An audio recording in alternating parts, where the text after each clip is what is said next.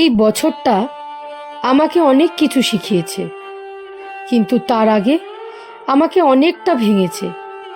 আমি চেয়েছিলাম একটু শান্তি, পেয়েছি শুধু অপেক্ষা আর কষ্ট। নিজেকে নিয়ে অনেক প্রশ্ন উঠেছে। আমি কি পারবো? আমি কি ঠিক আছি? আমার হারিয়ে যাওয়া সম্পর্কগুলো কি আবার ফিরে পাবো? চেষ্টা করেও বারবার হেরে যাচ্ছিলাম। মনে হচ্ছিল হেরেই যাব।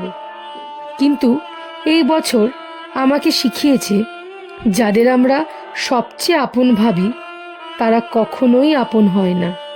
তবে নিজেকে ছেড়ে দেওয়া যায় না। আমি অনেক ভেঙেছি, কিন্তু নিজেকে অনেক গড়েছি।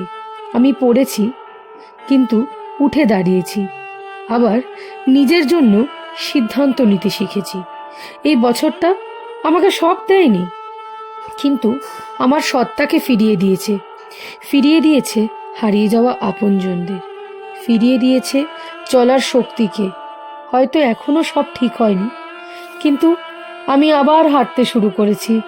অনেকটা পথ হাঁটতে হবে। ধন্যবাদ 2025 আমাকে এতটা শক্ত বানানোর জন্য। ধন্যবাদ।